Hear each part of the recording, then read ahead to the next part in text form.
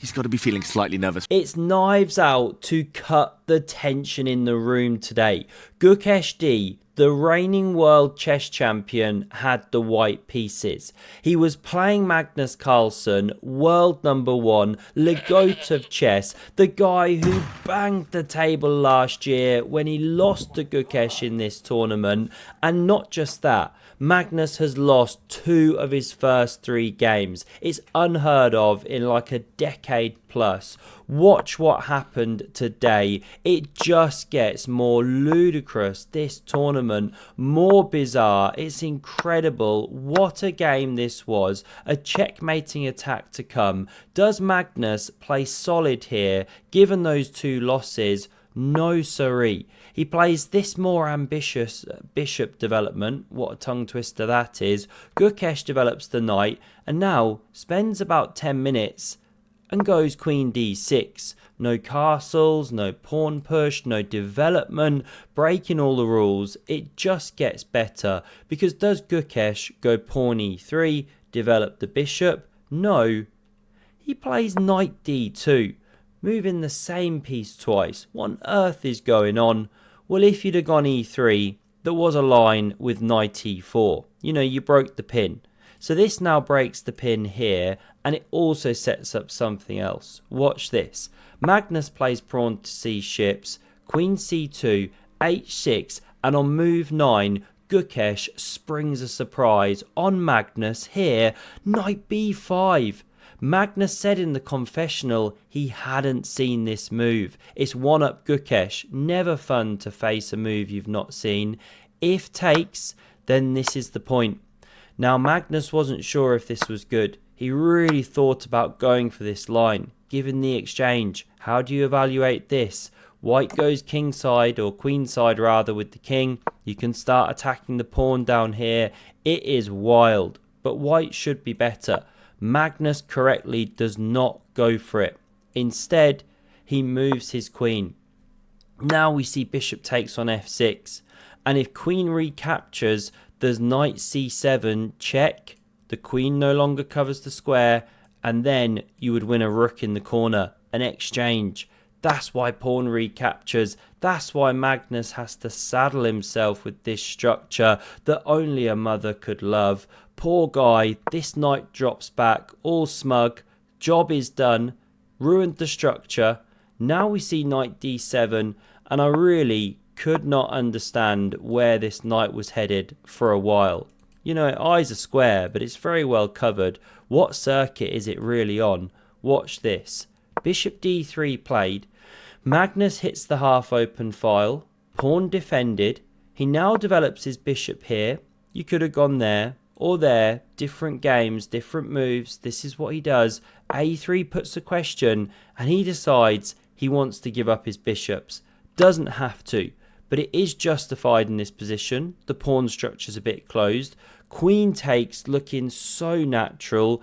Did white want to maintain the battery here? Dunno. Gukesh takes like this, and Magnus reveals his deep point from earlier on. Plays knight back to c8. Now it looks like an absolute donkey. What are you playing at? An ass of a piece. But here's the point.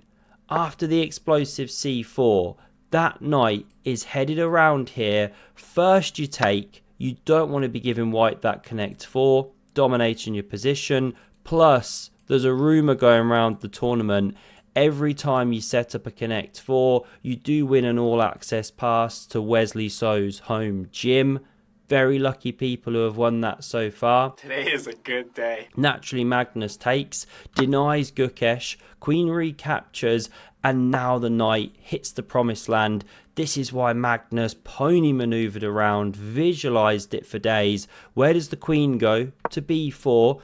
Bit annoying there, eyeing some things. So bam! Magnus punches Gukesh's queen with the pawn. Nothing in real life. No one was injured in the making of this game or this video. Where to put the queen? So many options. This is actually a good one. This looks aggressive, but sometimes it is running into knight c8 again once the rook lifts, because there's some stuff going on. Too deep to go into. This is a good square. Now we see rook g5. Of course, Magnus whispers to Gukesh, do you even rook cliff, bro? Gukesh says yes. We know he does. He's got incredible forearms. That rook swinging, and watch this deep point. Bishop e2 first. Tried to figure out that move for ages, then figured out the queen's defending the pawn. You're going to see the pertinence. Rook c8, and it looks like you just hung a pawn over here. But you can't take it, or else black can swing across, easy to miss.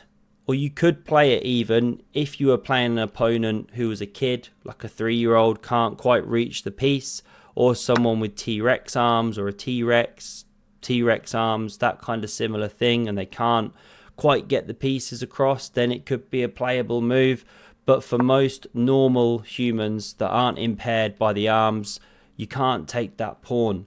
So f3 by Gukesh, diagonal bomb cloud on the way. Magnus advances the c pawn. There he goes. You could take. Looks really promising, right? But the queen recaptures. This isn't the maximum from the position. So Magnus plays rook d5. Really powerful piece. Looks clumsy, kind of offside. You know, you're not running into some minor piece attacks or pawn avalanche. Well, it never quite works. There's too much pressure here. King's a bit exposed. These are actually a bit clumsy. So Gukesh tries queen b2. Second best move. Misses a bit harsh. Takes from Magnus. Pawn recaptures. Knife f5, a playable line to put the pressure. But Magnus does some king safety. Keeps an eye on this check. Coming one day. g4. Is that playable now? Trap the bishop. King g3. No siree. You can actually carve open the light squares. If you try and win the bishop, you hang in your own bishop. The lines don't work. So rook he1 was played. Now Magnus backs up, saves the bishop, blocks the file. Now rook ad1 and f5's on the board. Blocks this bishop, yes. Hence why it moved back first, because it can bounce this way soon. But it does take a key square. And Gukesh shows a lack of understanding here about the pawn structure that's needed. What should he do? Pawn f4. You give this monster square, which you just don't want to do, but you gain an important square as well. And this, something like this, or this rather, is better than what we saw in the game. In the game, Gukesh went knife f1, but he allowed pawn f4. Stops the knight rebounding into the game and gains space. If you take, well, you just need taken out and given a good spank, because you can't do that in chess. Ugly, ugly structure. I mean, don't spank anyone if they make a bad move, but you get the idea. Maybe don't spank anyone anyway, full stop. Probably not the best plan. The bishop bounces round now. We're going off on some tangents this game. Queen f6, pressures the pawn, and Gukesh makes a terrible blunder. It's a really tough position though. He's down on time. Rook e5's actually best. Far from obvious move. This was played. Looks great. Let's make fun of that clumsy rook.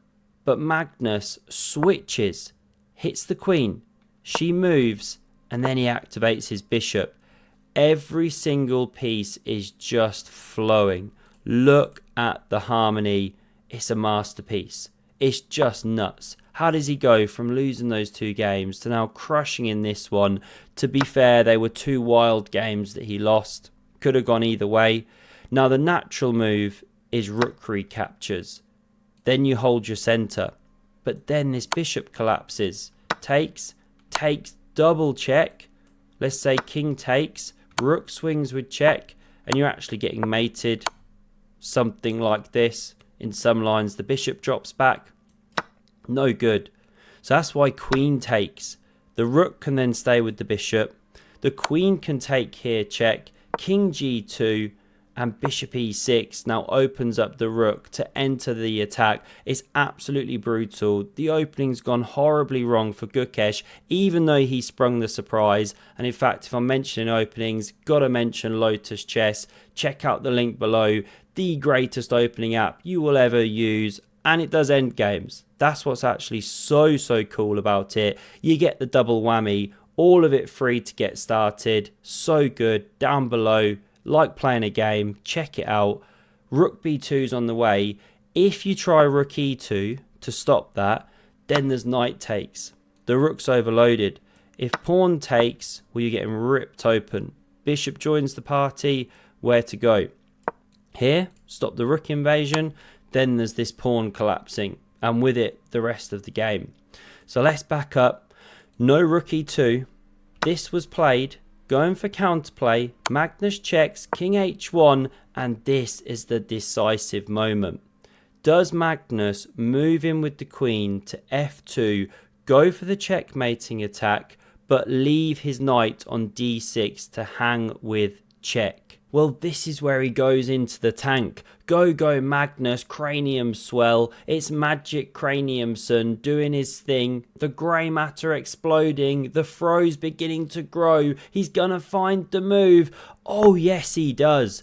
There's our former world champion. There's our GOAT. He's about to checkmate Gukesh because he hits the rook here and he threatens mate on g2. What to do? You can't stop all the threats.